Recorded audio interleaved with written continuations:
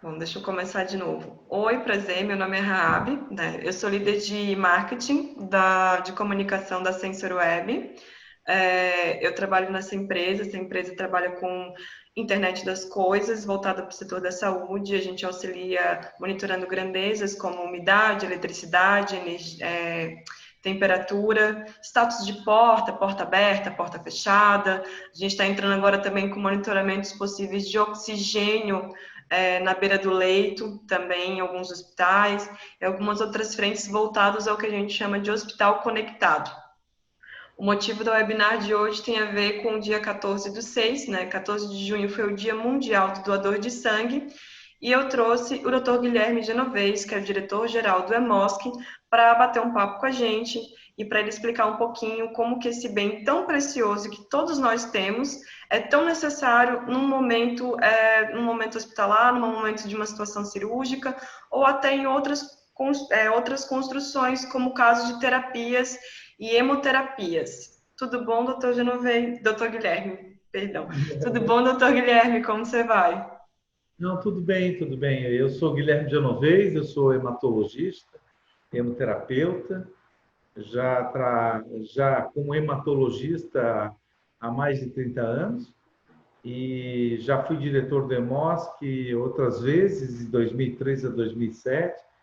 Já trabalhei na Política Nacional de Sangue, fui o coordenador da Política Nacional em Brasília de 2007 até 2014.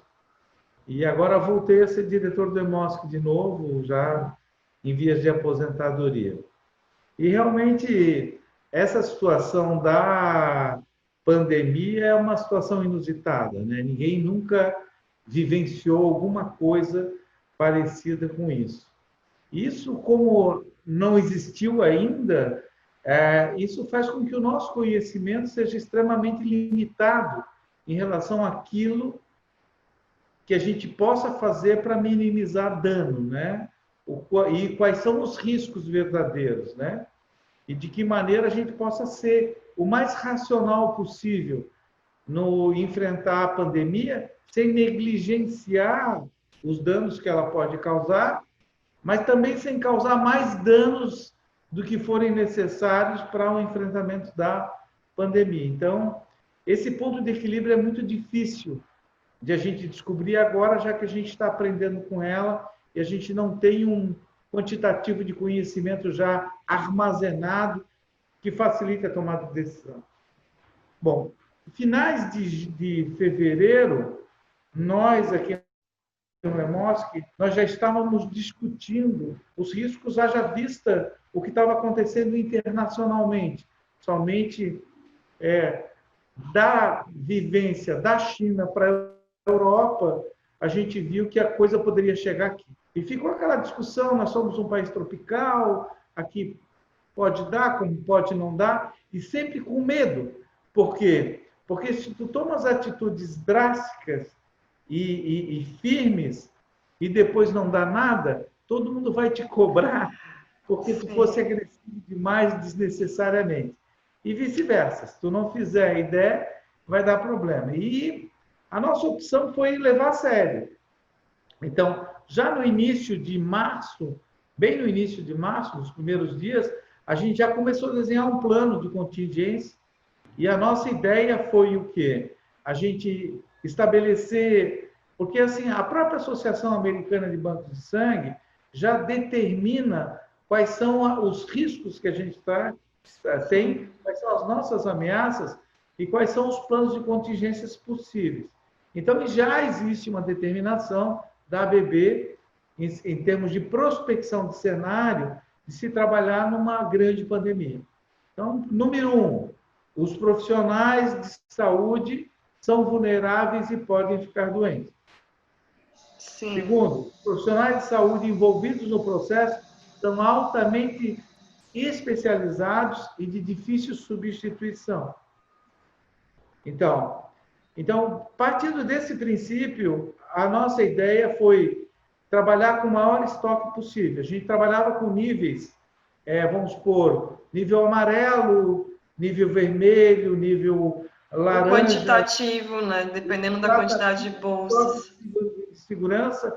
E com a expectativa, a gente trabalhava com estoque 7, no máximo 14 dias. Então, a gente mudou a meta, estoque para 28 dias.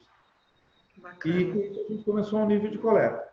Com a pandemia, e eu preparo também dos hospitais, agora já no meio da pandemia, já meados para final de março, os hospitais começaram a se preparar. Então, houve uma redução muito grande da circulação de pessoas.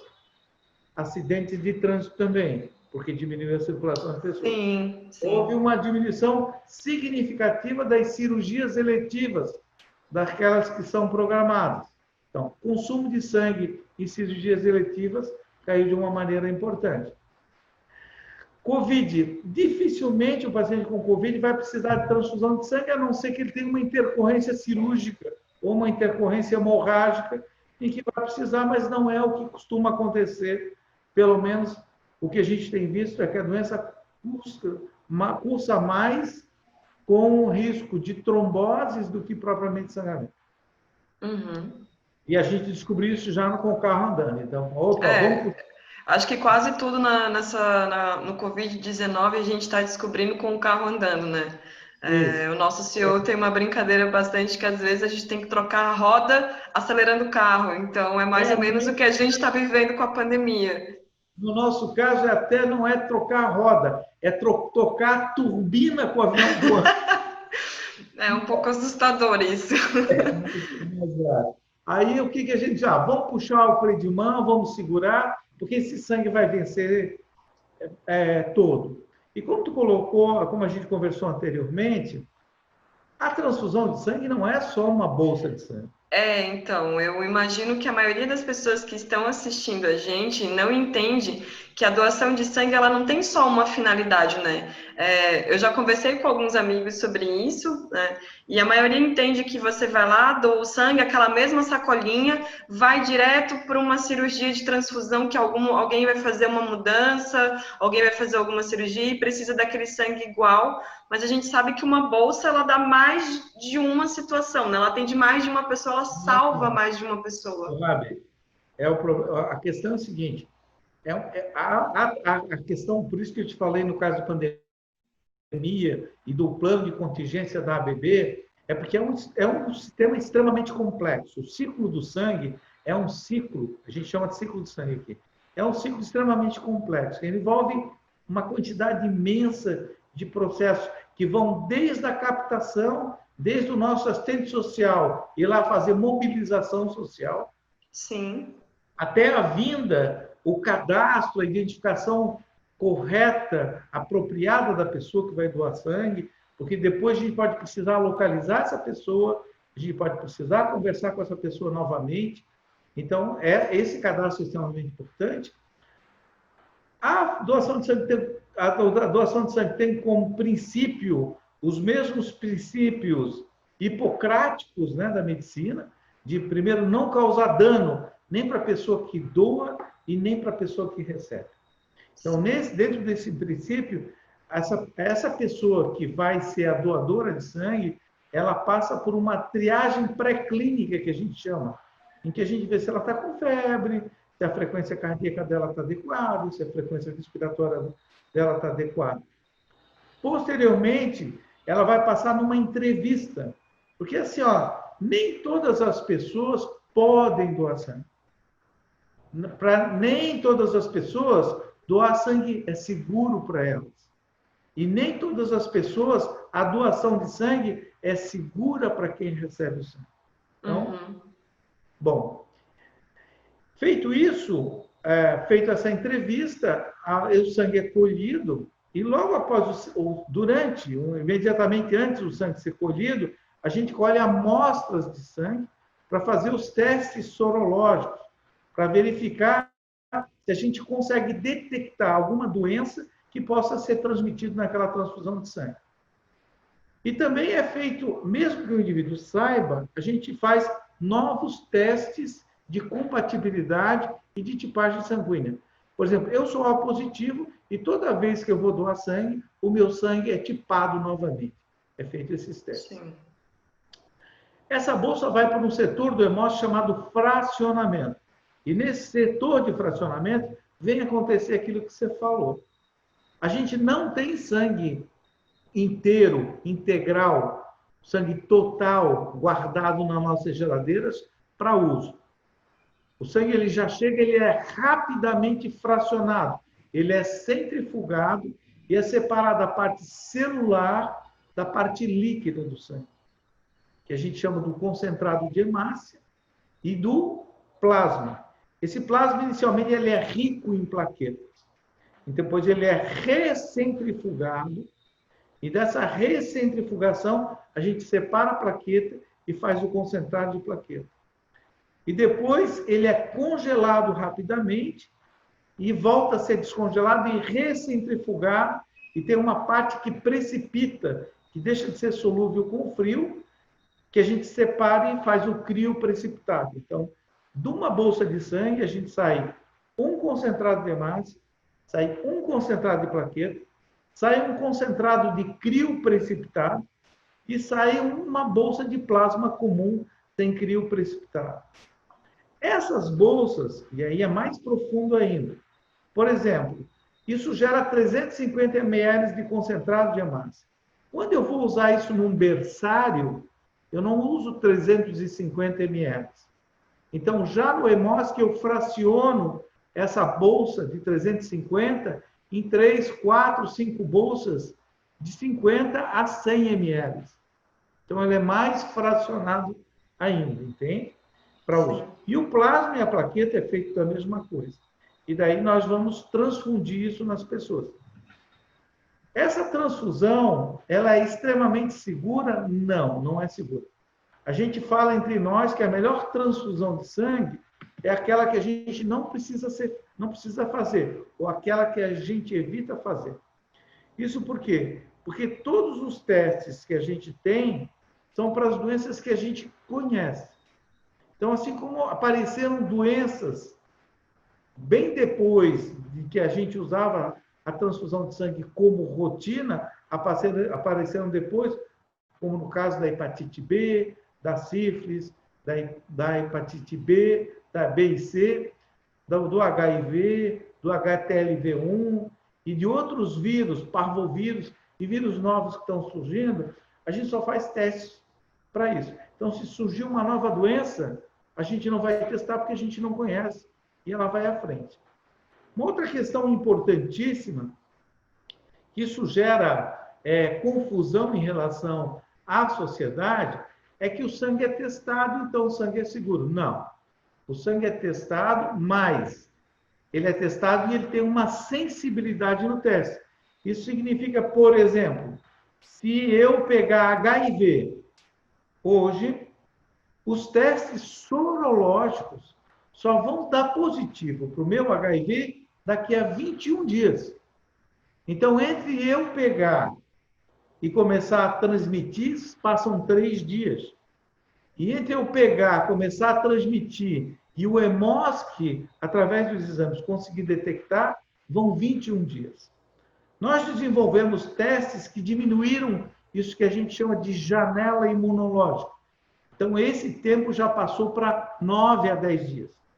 Mas, de qualquer maneira, entre o quinto dia, terceiro, quinto dia e o 9º dia, se o indivíduo doar sangue, os exames vão dar negativo e essa bolsa de sangue vai transmitir doença, entendeu? Então, essa é uma questão extremamente importante. Então, passando para o próximo assunto, em relação a essas novas populações que querem doar sangue, o grupo LGBTQI+, né, que o STF aprovou a possibilidade de eles fazerem doação de sangue caso queiram. Caso queiram. Pois então, na realidade, essa restrição lá fora não foi bem assim, né? Se tu olhares, tu vai ver que eles diminuíram. O banimento nos Estados Unidos, até 2 anos atrás, era definitivo. Se a pessoa tivesse tido um contato HSH, ela não poderia doar sangue nunca mais na vida dela. Depois se flexibilizou isso para 1 ano. E a última flexibilização do CDC foi para 3 meses. E quase todos os países reduziram para 3 meses.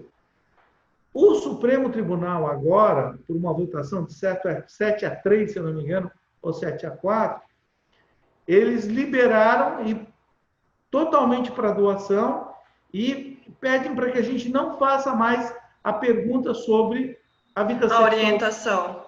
a orientação sexual e a vida sexual. Isso me preocupa, mas como eu digo, lei é lei. Lei a gente cumpre e lei a gente não discute.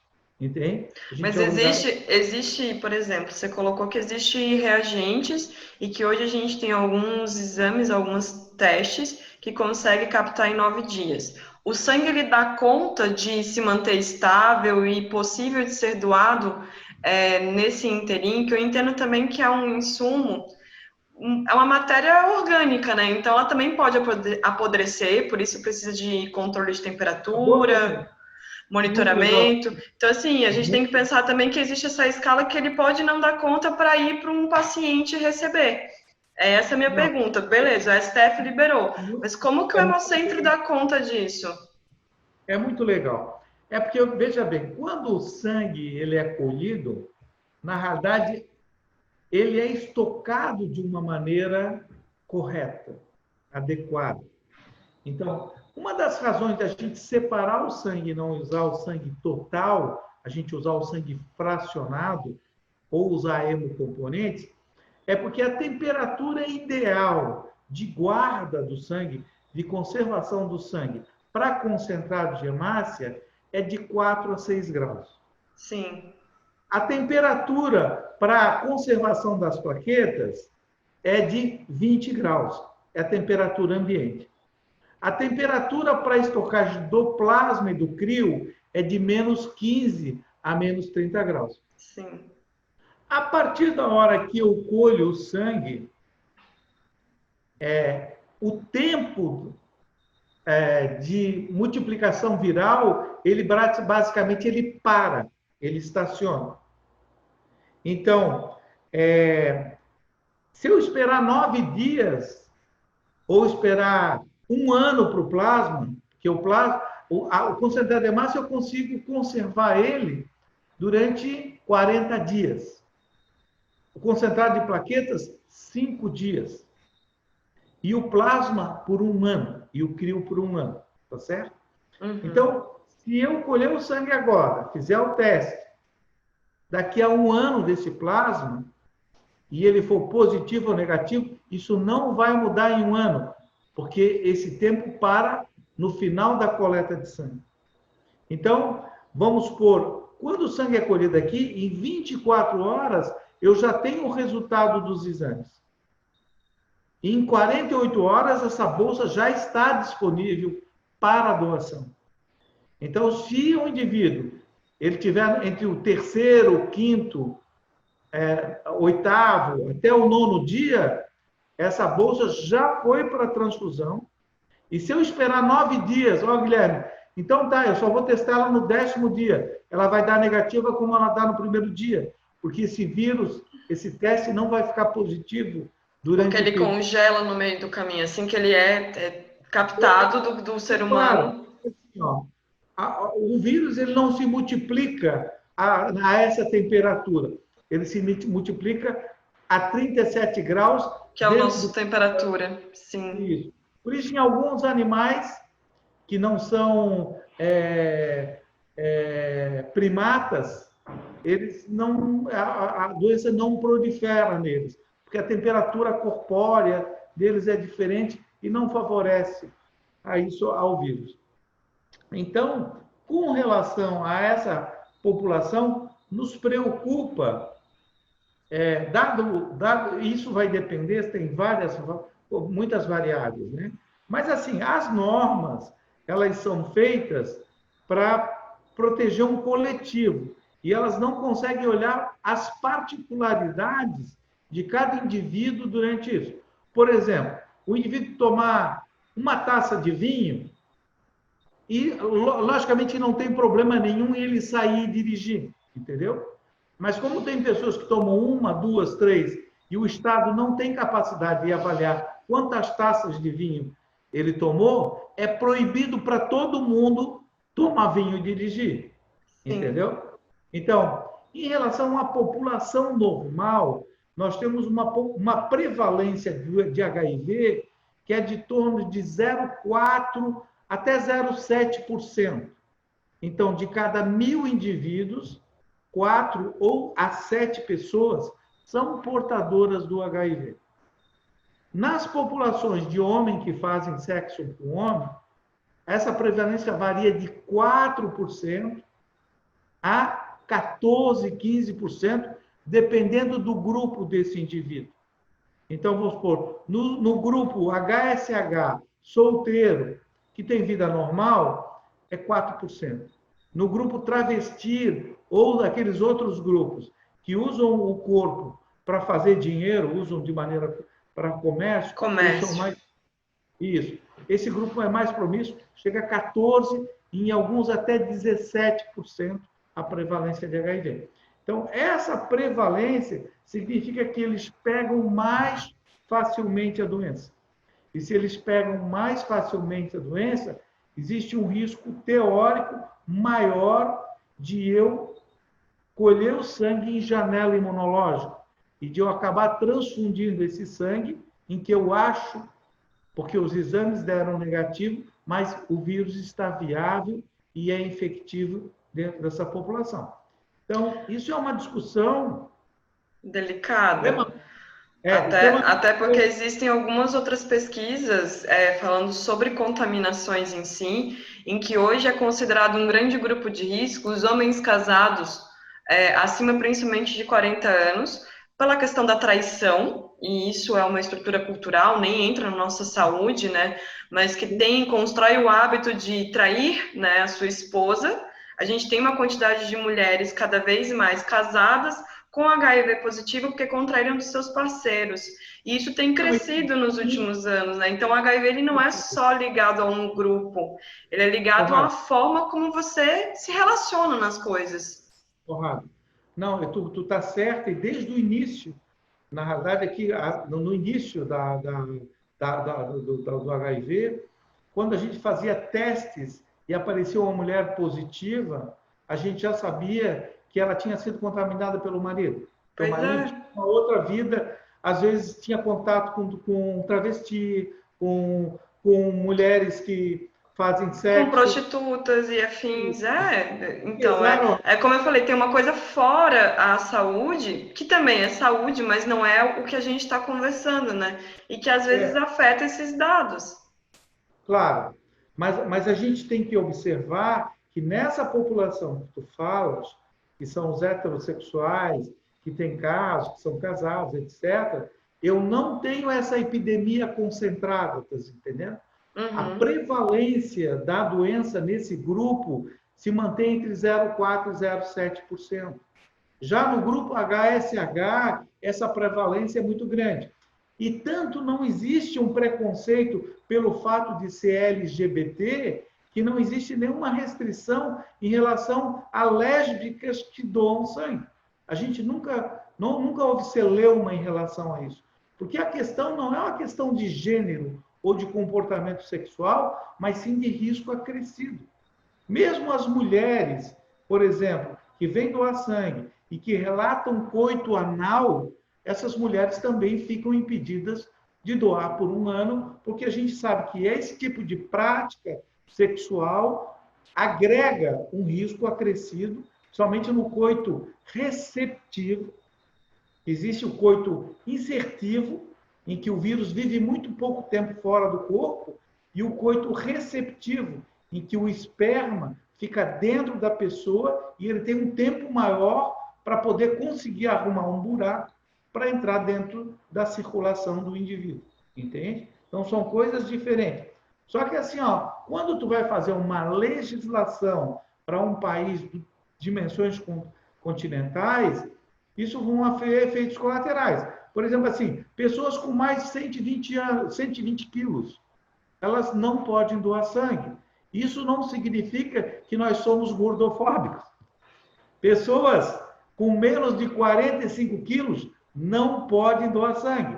Isso não significa que nós somos magrofóbicos. Eu, por exemplo, sou O positivo, doador de sangue. Desenvolvi tireoidite de Hashimoto. Eu não posso mais doar sangue.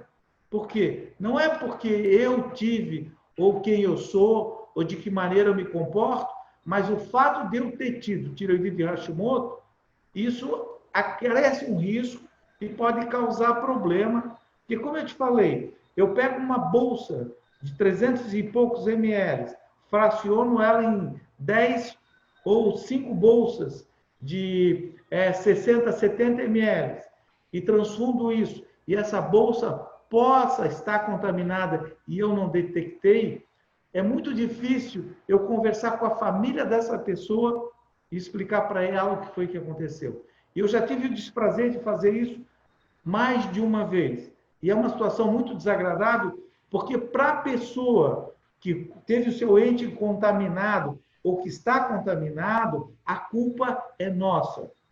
É de quem fez a transfusão, é de quem preparou o sangue. Eles não percebem que existe uma outra questão, que existe por conta disso, que é a limitação da capacidade do banco de sangue em fazer Em esse fazer teste. os testes.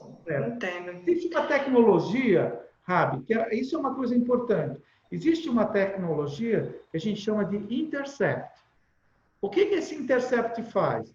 Eu coloco uma substância dentro da bolsa de sangue, logo na coleta, chamado almatusalém. E essa substância mata tudo que tem vivo lá dentro. Então, em tese, é uma tecnologia cara, custa 80, 100 euros, mais ou menos, para cada bolsa de sangue. Se eu fizer isso, não existe restrição a nenhuma pessoa doar. Porque tu vê, por que a gente não colhe sangue de presidiário ou de pessoas que estiveram presas há menos de 6 meses? Porque o risco de violência sexual, principalmente masculina, nesses locais é extremamente elevado e carregam esse risco, tá entendendo? Entendo. E agora o que vocês vão fazer aí? Porque eu conheço, né, pessoas que têm muita vontade de doar, né, e que se apresentam e querem se manter e querem poder dizer que são gays, por exemplo, e querem doar. Então, como que o EMOSC vai fazer? Como que o EMOSC está se programando para receber esse grupo? É Para muito simples. receber essa bolsa, na verdade, né? Não, a bolsa vai seguir o ciclo normal, o curso normal. E Sim, como existe uma lei que diz que a gente não pode, apesar do risco acrescido que a gente acredita que exista, que a gente não possa deixar de colher, nós vamos colher. Tardiamente, quando a gente vê os casos de soroconversão e quantas vezes a gente vê o aumento na transmissão da doença, a gente vai voltar a discutir isso, entende? entendo. Essa é a minha expectativa. Porque, por exemplo, assim, eu tenho dados de soroconversão e, por exemplo, se tu pegar assim, todos os casos que a gente teve de transmissão por transfusão de sangue de HIV, foram, em 90% dos casos, homens que fazem sexo com homens que não se descobriram ainda como gays, porque assim, ó, tu tens uma gama grande de gays. Tu tem gays que têm relação estável, que para mim é igual o heterossexual, que não existe diferença nenhuma. Embora haja trabalhos que mostram que mesmo nessa população do gay que tem um relacionamento estável, de ele ter um risco acrescido de 6 vezes mais do que o heterossexual. Por quê? Mesmo ele dizendo, por exemplo, eu já doei sangue, então eu sei que eu tenho que responder uma pergunta de quantos parceiros eu tive num ano, né, no último ano. Mesmo um casal, né, um casal gay, ele tenha, sei lá, 2 anos de relacionamento, ainda assim esse índice é alto? É alto, sabe por quê? É mais 6 vezes. Porque eu não sei do parceiro dele. Eu estou falando com ele. E aí a gente volta no mesmo caso das mulheres que dão como soro positivo por conta dos parceiros delas. A mesma questão. A mesma questão. Mas, Entendi. assim, entre o coito vaginal e o coito anal, o risco de transmissão, o potencial de transmissibilidade é diferente. Está entendendo? Por isso que eu estou te falando, essa restrição existe em relação ao coito anal. Então, talvez a pergunta não seja homem que fez sexo com homem, mas sim, houve coito anal ou não houve coito anal. E se houve preservação também, né? Porque uma vez tendo preservação, a gente tem um índice de proteção altíssimo com o uso da camisinha dentro desse processo, né? É de 99,7%, 99,3%. É realmente um índice muito alto. Mas Rabi, tu quer ver uma coisa interessante? Por exemplo, em relação às lésbicas. Lésbicas que têm um relacionamento com acessório é diferente do que sem acessório, entendeu? Sim. Elas, mas se torna diferente. Em tese, não deveria ser. Mas há contaminações entre lésbicas, isso também ocorre. Exato, não, existe essa Não só contaminação. do vírus HIV, que é o que a gente está falando agora, mas de outros vírus também, né? Certo. E outra coisa, Rabi, que eu quando estava lá no Ministério, a gente sempre lutou para que os adolescentes, maior de 16 anos, fossem doadores de sangue. E a gente conseguiu passar e a gente mudou a portaria e permitiu. Cara, a prevalência de soropositividade nessa população é extremamente elevada, tanto nos meninos quanto nas meninas. Uau, essa notícia eu não sabia. Pois é, mas isso são dados nossos, entende? Mas por que isso acontece? Porque eles não viveram a pandemia da AIDS. Eles não tiveram o pânico da AIDS. Eu, por exemplo, assim, em 89 eu estagiei no serviço de tratamento de hemofilia no Rio de Janeiro. 90% dos hemofílicos morreram. 90% dos hemofílicos morreram de HIV. E te digo mais, os hemofílicos morriam e tinham que ser internados na casa do hemofílico no Rio de Janeiro, porque ninguém sabia nada, como agora no coronavírus, sobre a doença. Sobre a doença. Ninguém aceitava eles dentro dos hospitais. Sim, eu já trabalhei em UTI, internei uma paciente grávida HIV positiva e os funcionários da UTI ameaçaram a se retirar da UTI se eu admitisse essa paciente. E eu dizia para eles assim, não, essa é a mais segura que existe, porque ela tem o teste e a gente sabe que ela é. Todas as outras que estão e que não fizeram o teste, que entram aqui e que vocês negligenciam, essas são as mais perigosas. São as mais perigosas. Voltando um pouco no coronavírus, e a gente está falando um pouco sobre HIV, né, sobre a história do HIV no Brasil, eu vejo um comportamento, e aí eu vou pedir sua opinião, né? Eu vejo um comportamento do brasileiro um pouco similar do que foi, né? E do que ainda é com a questão do HIV. É aquela coisa do tipo, eu nunca vou pegar o coronavírus. Me traz, né? Só uma sensação de que as pessoas estão se achando um pouco imunes em relação ao Covid e acham que, por eu usar máscara, imagina, o meu amigo, né, não vai pegar. E aí, quando você vê, porque ele também tem uma escala imunológica longa, né? Para você sentir um sintoma no Covid, você demora até 21 dias, né? Existem pessoas que começam a partir do 5º dia, mas ele também tem um ciclo longo. Entre 14 e 21 dias é quando começa a aparecer os sintomas do Covid. E eu vejo muito esse histórico do HIV se acontecendo de novo na pandemia do corona. Só que com o índice de contaminação, que é o rosto, né, que é o respirar, muito maior. Não, exatamente. Por exemplo, a gente consegue detectar o corona no sangue em menos de 1% das pessoas que estão contaminadas, que a gente sabe que tem o coronavírus, eu só consigo detectar. Por isso que os testes sanguíneos para detecção do vírus são muito ruins. Os testes imunológicos são bons, mas para detecção do vírus são bastante ruins. E tem uma coisa, os pacientes que têm o coronavírus assintomáticos, os que não vão ter sintomas durante nenhuma fase, em nenhuma das fases da doença, eles vão ter sintomas, esses são péssimos transmissores, eles não vão transmitir. A maior parte das pessoas que transmite o coronavírus, e o maior período de transmissão, são as pessoas que vão ter a doença, mas que ainda não estão e que não tem sintoma. Então, pré-sintomático no caso, né? Esse é o pior de todos e que tem a maior carga de transmissibilidade, que tem a maior quantidade de vírus na via respiratória. E que daí, que a máscara ela não te protege. Ela protege o outro. Mas ela protege tudo e transmitir para outras pessoas. Então, na realidade, sim, o uso da máscara é muito mais uma responsabilidade minha com a sociedade de não disseminar uma doença em que vai matar 3% das pessoas. Tá entendendo? Quer dizer, na realidade, é um pouco do copo cheio, copo vazio, que o cara diz assim, isso, 97% das pessoas não vai dar nada, tá entendendo? Pois Não, é, mas quando tu pensa em termos de população, por exemplo, uma população da Grande Florianópolis, 600 mil habitantes, e tu fala em 3% de 600 mil habitantes, é gente que não é pra morta. caramba. E aí a gente não pode relativizar a porcentagem da quantidade de pessoas, porque são pessoas, né?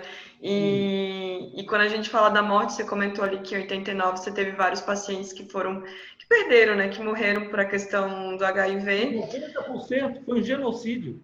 E a gente tem uma quantidade alta, né? A gente está com mais de 50 mil mortos no país. A gente tem aqui em Florianópolis, né? Para quem não sabe, a Sensor Web fica em Florianópolis e o Hemocentro Central, né? Do Hemosc também fica em Florianópolis. Florianópolis tem uma porcentagem baixa, mas isso inclusive a capital é referência, né? Mas isso não é o mesmo caso nos outros municípios, principalmente nas outras capitais, né? Então, a gente tem uma outra situação, uma quantidade de 50 mil mortes, e quando a gente faz essas contagens de pessoas, a gente também tem a quantidade de pessoas em luto. Então, assim, para em outros grupos que vão falar um pouco de assistência social, para cada uma pessoa morta hoje, se contar os 50 mil, a gente multiplica por 11 e descobre mais ou menos, assim, quantas pessoas estão em luto hoje no Brasil. E a gente está falando de mais de 500 mil já, de pessoas em luto, sofrendo pela situação, né, ficando muito triste com o que está acontecendo. E aí eu vejo uma outra leva, que são algumas pessoas dizendo, mas o meu amigo não vai me passar. Como que você sabe disso? Seu amigo não tem como saber disso, né? E aí eu vejo muito esse contexto do HIV dentro da pandemia do Covid. Porque quando eu ouço os meus amigos falando assim, quando a gente entra em bate-papo sobre contaminação de HIV, vem muito essa fala do, não, mas eu me cuido. E é a mesma coisa que eu tô ouvindo com o Covid. Não, mas eu me cuido. Só que você não sabe o que... só que você não sabe o que o outro tem, né? Não sabe como é que o outro tá, né? E nem você sabe de si, às vezes. Existem alguns casos do HIV, né? Que a pessoa tem o vírus, mas nunca manifesta nele. Não tem uma imunidade diferente, ou demora tempos, que a gente também não tem essa escala, né? E o Covid, ele funciona da mesma forma. Ainda falando do Covid, eu queria saber como é que vocês estão fazendo nesse movimento de quarentena para receber os doadores. Que um dos motivos da gente estar conversando hoje é também estimular essas pessoas a continuarem doando, para que vocês não fiquem só com estoque de 28 dias, né? Mas que vocês continuem tendo outros doadores novos. Não. É assim, ó. A primeira coisa, nós tivemos vários avanços com a pandemia, aprendendo com a pandemia, porque às vezes numa situação crítica, a gente desafia paradigmas que a gente tinha antes e a gente passa a ter que fazer e a gente descobre que aquela maneira de fazer é bem melhor e até pergunta por que a gente não fazia assim antes. Uma das coisas bem importantes com relação a isso foi o agendamento da doação. É porque, assim, a nossa doação de sangue, anteriormente, era feita através de demanda espontânea. E daí todo mundo que quer doar sangue, ela diz assim, eu vou doar sangue amanhã. Mas todo mundo vem de manhã. E praticamente todo mundo vem no horário entre 10 e meio-dia. E daí ninguém consegue, eu não consigo manter uma estrutura para atender todo esse pessoal, 100, 150 pessoas, durante esse horário, num período de 2 horas. Então, com a pandemia, com a necessidade do distanciamento, a gente a pessoa chega, nós temos um número mínimo de pessoas que possam entrar aqui dentro do edifício, do Hemosc. Então, a gente, na garagem, nós bloqueamos 2 garagens lá embaixo, colocamos cadeiras com distanciamento de 2 metros entre uma cadeira e outra. Essas pessoas chegam, mas a gente sempre pede para que elas façam um agendamento. Porque se não fizerem o agendamento, elas vão ficar mofando na cadeira um tempão muito grande, vai ser bem desconfortável. E daí elas estão fazendo o agendamento. E elas estão gostando, porque o que acontece? Com o agendamento, elas vêm direto, elas ficam 3 a 5 minutos sentados na cadeira, já sobem, fazem a triagem, e em menos de meia hora, elas fazem todo o processo de doação de sangue que antes demorava até 4, 5 horas por causa espera. dessa concentração de pessoas ao mesmo tempo, além da nossa capacidade. Porque se eu botar o período de trabalho das pessoas é 6 horas. Se eu concentrar um grande número de trabalhadores entre 10 e meio-dia, eu vou ter esse pessoal todo ocioso durante o resto do dia. É a mesma coisa que acontece com o laboratório de pesquisa clínica, né? Que todos os exames vão muito cedo de manhã e o laboratório a partir do meio-dia é vazio.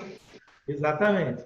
Então, e porque se acredita muito no negócio do jejum, e a maior parte desse negócio de jejum não é bem verdade, né? E só Tem. que é de jejum. Mas aí o cara vai, porque todo mundo, porque virou crença, né? É um Sim. paradigma, virou crença que tem que ser jejum. Mas jejum mesmo só precisa para glicose, triglicerídeo e para os exames de curva hormonal, que daí tem que ser de manhã. O resto pode ser colhido a qualquer hora Qualquer do momento, exato. não coma gordura. E o sangue é a mesma coisa, né? O pessoal diz, para doar sangue tem que ser jejum. Não, por favor, não faça sangue por favor, coma, senão você vai desmaiar na hora de doar. E depois você não vai querer doar mais porque se sentiu mal, né? Então o que está acontecendo? Os nossos trabalhadores estão trabalhando de uma maneira bem mais confortável. Nós temos 10 cadeiras, estamos atendendo 4 pessoas por cadeira por hora, quer dizer que é um número significativo. Então, a nossa capacidade é grande. E isso não está estressando a equipe. Eles estão trabalhando com bastante calma, porque o nosso movimento, inclusive, está aquém disso. Nós estamos com uma coleta igual ou melhor do que antes da pandemia. Isso. Exatamente porque a gente está distribuindo e o nível de satisfação do nosso doador está muito alto. E o nosso doador está doido para sair de casa.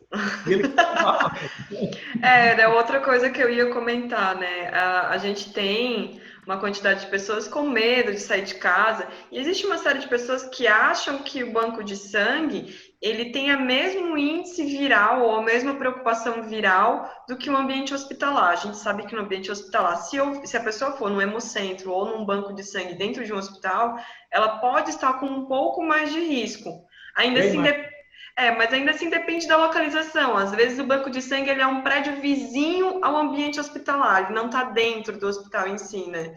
Mas a gente... O EMOSC, para ter uma ideia, a nossa prevalência de corona dentro do EMOSC é muito baixa. E os casos que a gente teve são todos de pacientes que foram contaminados externamente pela família. O marido, ou o esposo, ou o filho ficou doente antes e eles ficaram doentes depois.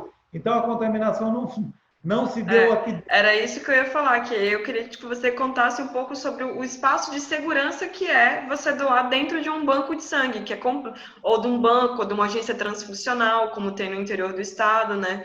Que ao meu entender, é muito mais seguro do que você ir para dentro de um hospital. Só que as pessoas, elas colocam tudo na mesma caixinha e diz que tudo é muito perigoso.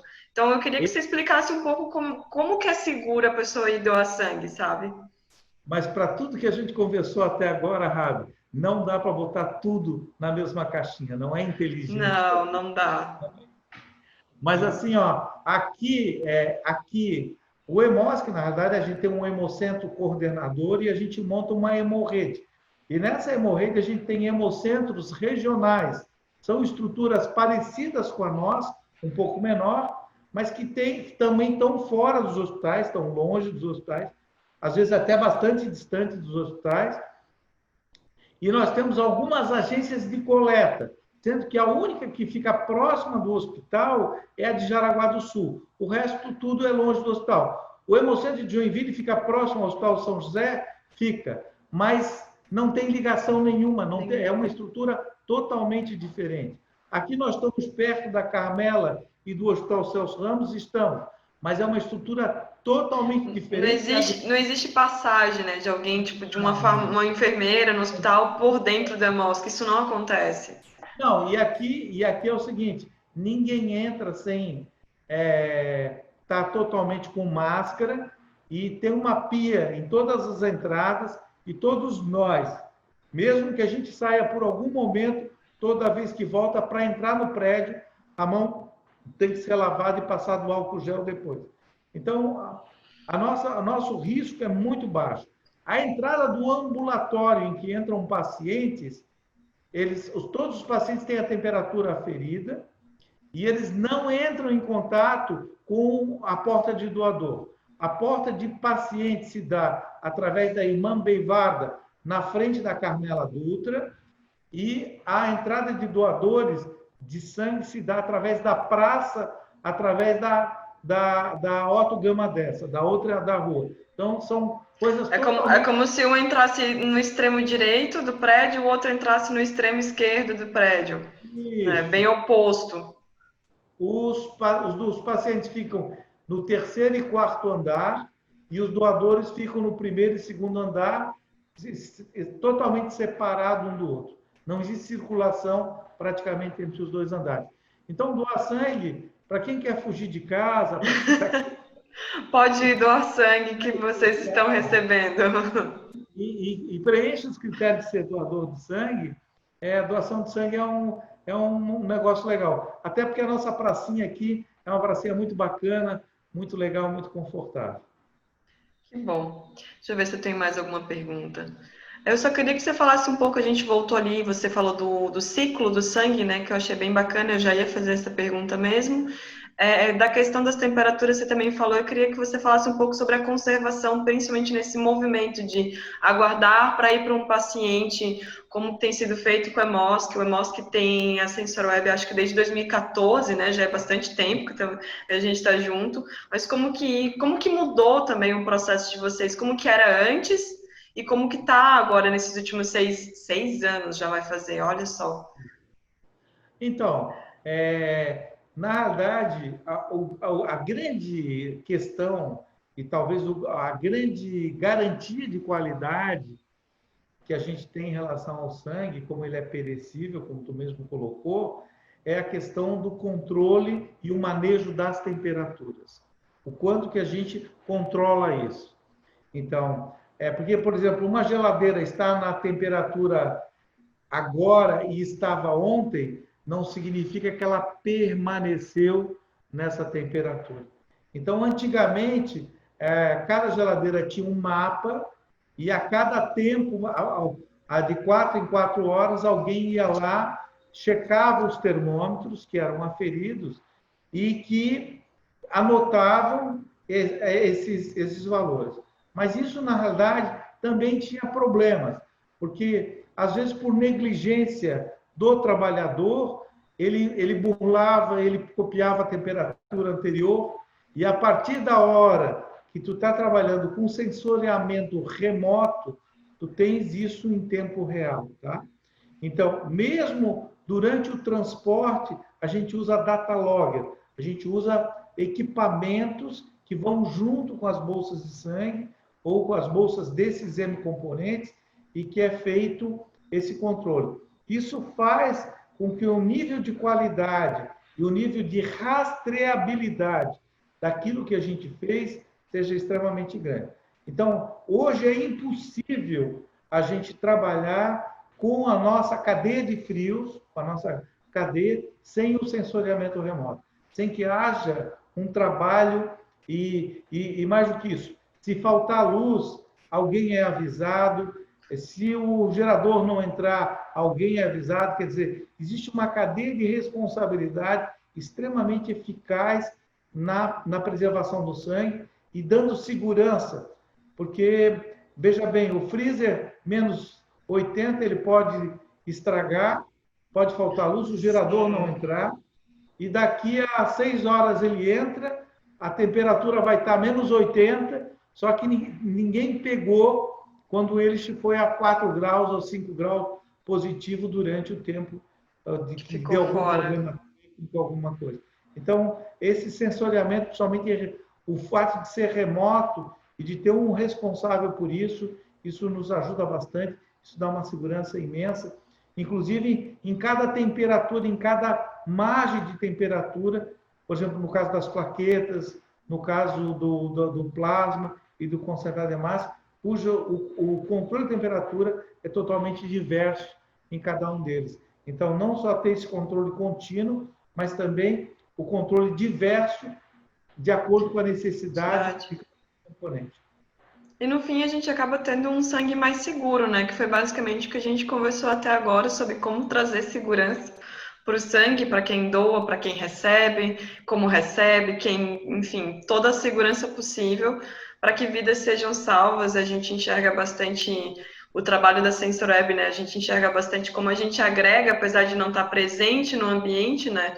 A gente agrega trazendo essa segurança e a gente entende que no fundo, quando a gente faz esses monitoramentos de grandezas, como temperatura, eletricidade, status de porta, um ultrafrio, por exemplo, uma porta semiaberta do ultrafrio, pode uma falta de vedação, né, que é a necessidade de manutenção, traz riscos eminentes para a saúde. Então, no fundo, a gente também entende que a gente está ajudando a salvar vidas. Não, Rabi, e duas outras coisas bastante importantes, né?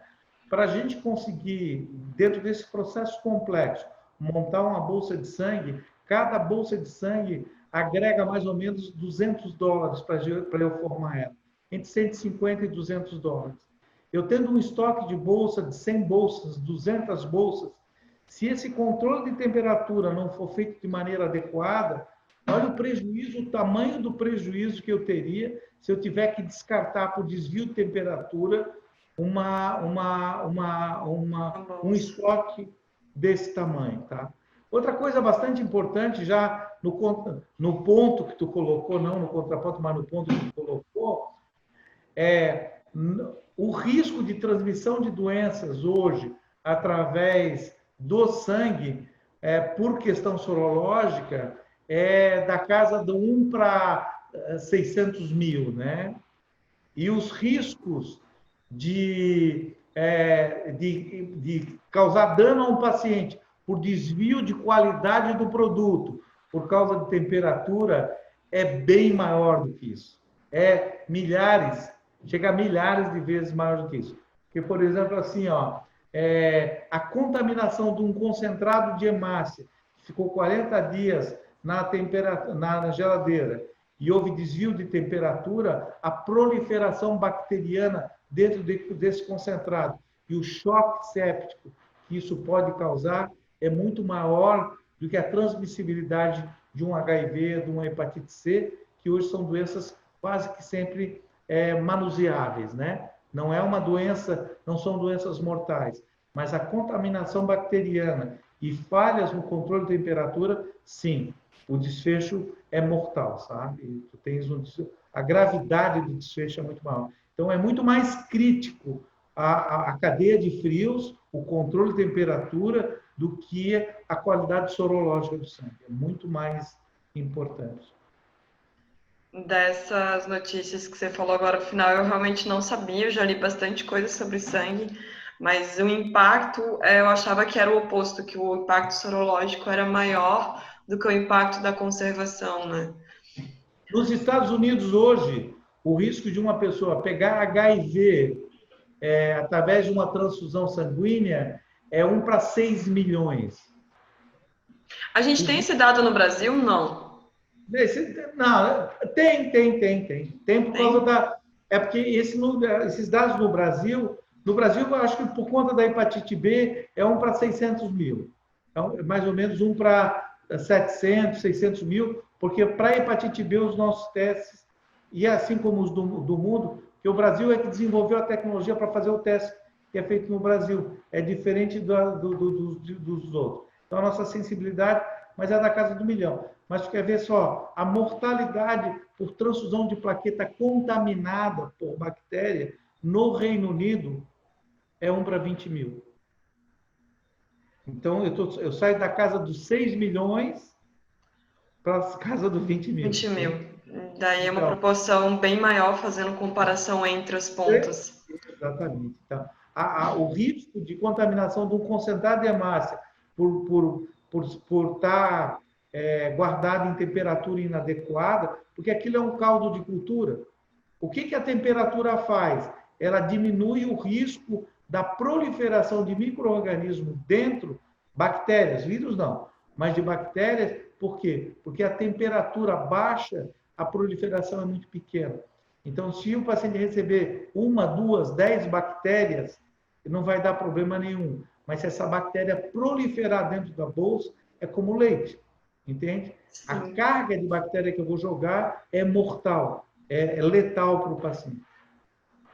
entendi. Doutor Guilherme, eu acho que a gente conseguiu aí falar bastante coisa. Gostei bastante do papo.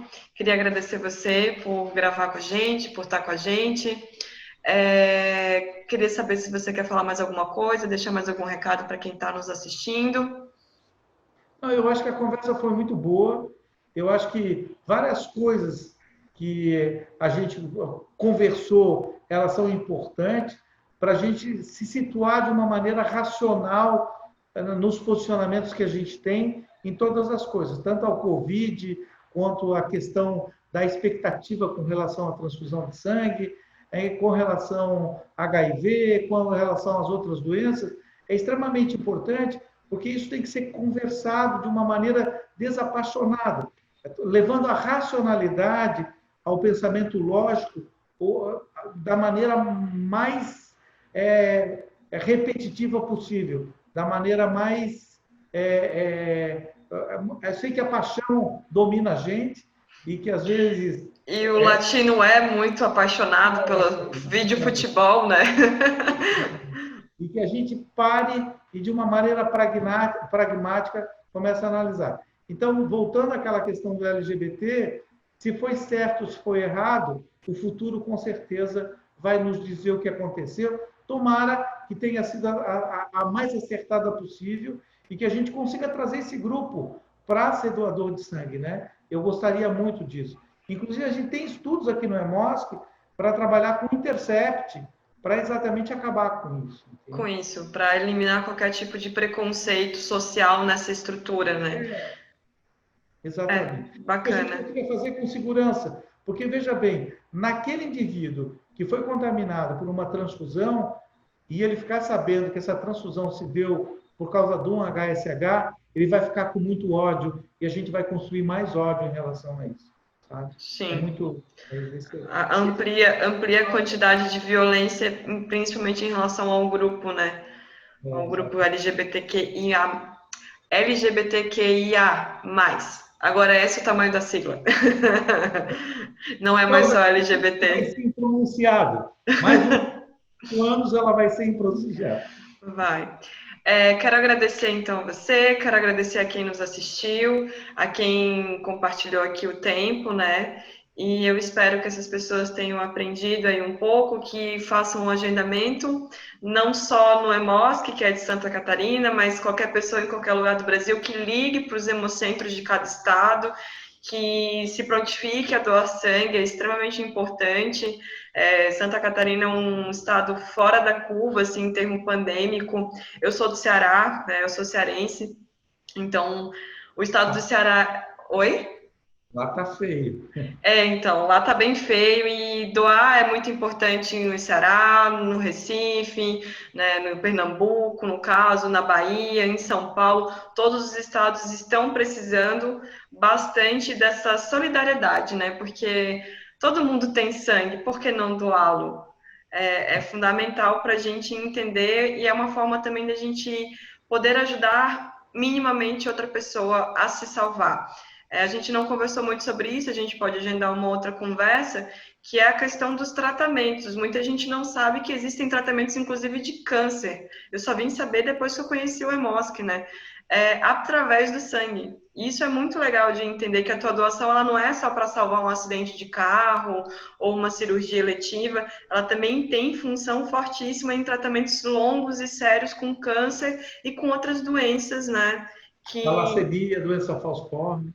Pois é, a gente pode até bater um futuro papo sobre isso, porque é bem interessante trazer isso para a comunidade entender qual é a importância, né, de estar ali se cadastrando a medula óssea também, que é uma coisa bem incomum de se ter, as pessoas cadastrarem a medula, e a gente poder cada vez mais salvar vidas, que é o objetivo também da Sensor Web. Muito obrigada, doutor Guilherme, Tudo de bom. gratidão, e eu espero conversar com você em uma outra ocasião, tá bom? Prazer em te conhecer.